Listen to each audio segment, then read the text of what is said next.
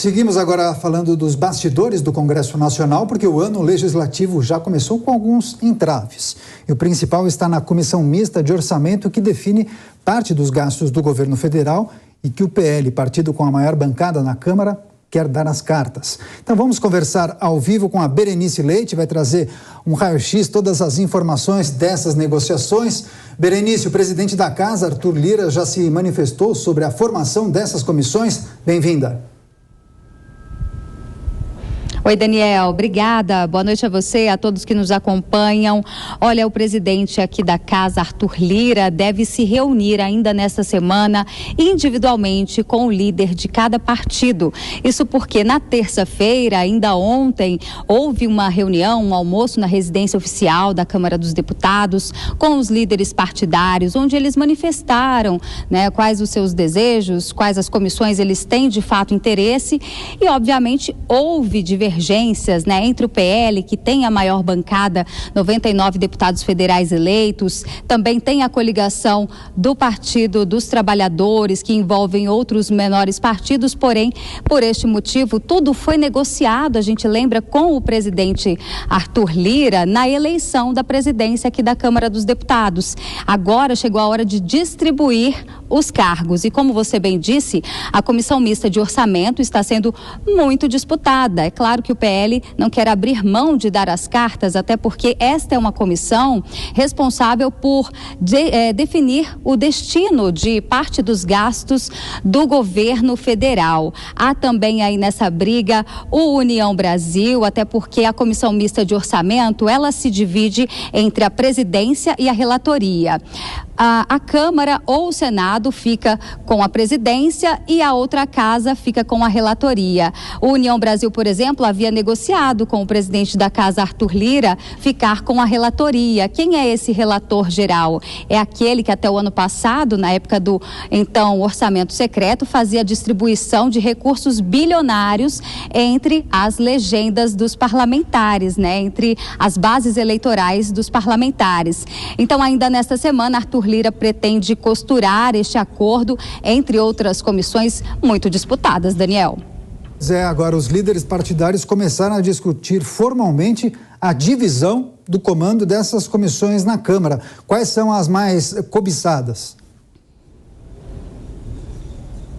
Olha, na semana passada a gente já havia falado da Comissão de Constituição e Justiça, né? Há uma grande possibilidade de que o PT, o deputado federal Rui Falcão, assuma essa presidência num acordo que foi acertado o seguinte: no primeiro ano o PT fica com essa comissão, que é a principal, já que todos os projetos de lei precisam passar primeiro por esta comissão para depois ir à votação no plenário. Então já garante, digamos assim, um primeiro ano de governabilidade, pelo menos no que diz respeito aos projetos chegarem para a votação. Então a governabilidade de Lula já ficaria mais acertada nesse primeiro ano. Mas existe uma comissão muito importante que a oposição está de olho, que é a Comissão de Controle e Fiscalização, que a presidência, né, o presidente pode ser uma pedra no sapato, digamos assim, do presidente Lula. Isso porque ele vai ficar ali no controle e na fiscalização de tudo o que é feito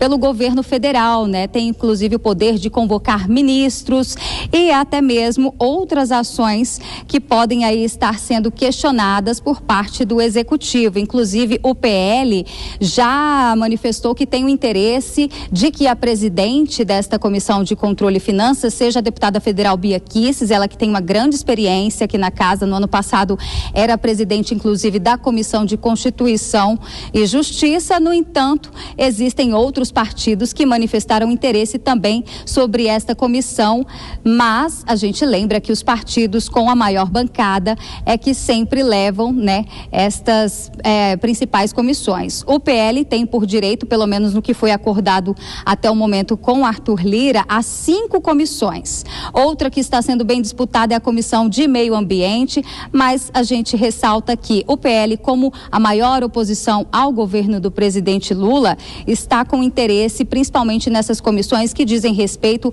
ao controle de gastos do Executivo, Daniel, mas só deve ser definido mesmo pelos bastidores que a gente acompanha aqui.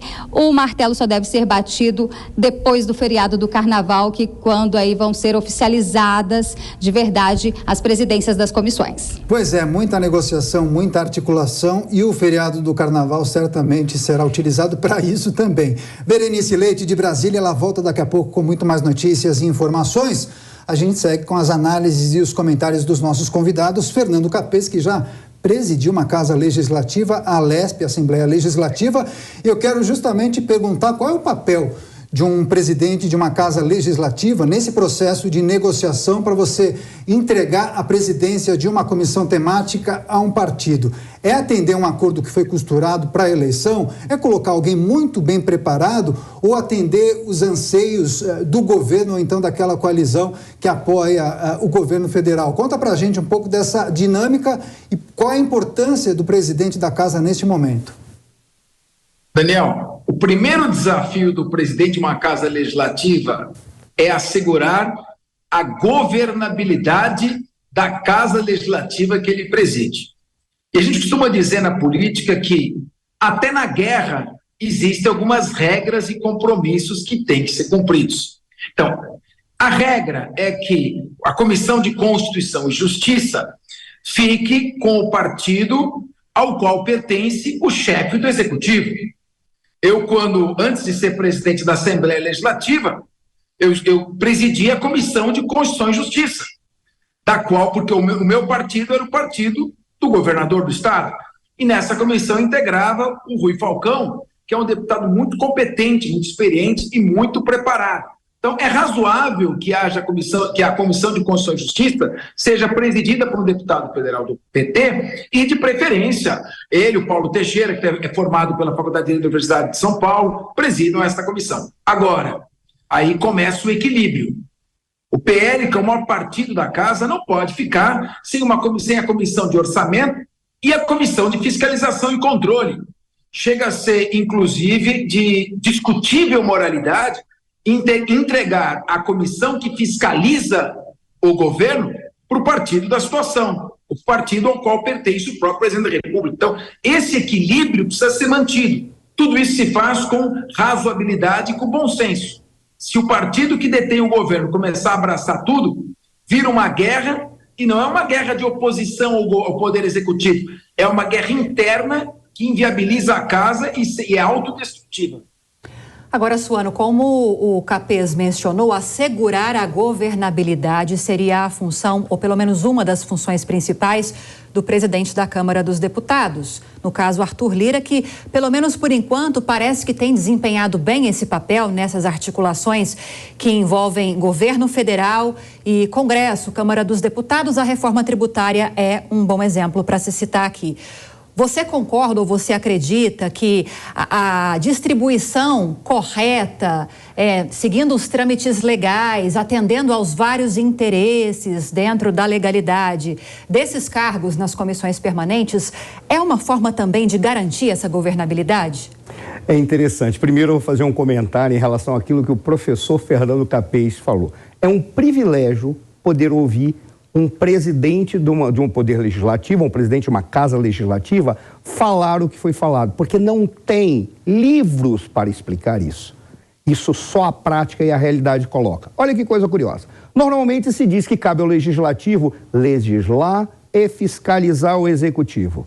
Só aqueles que conhecem a realidade na prática ou já viram funcionando é que sabem que na realidade qual é o papel? É garantir a governabilidade. Por que eu estou dizendo isso? Porque se o problema é garantir a governabilidade, aí começa um tipo de guerra que não está escrita em nenhum livro teórico.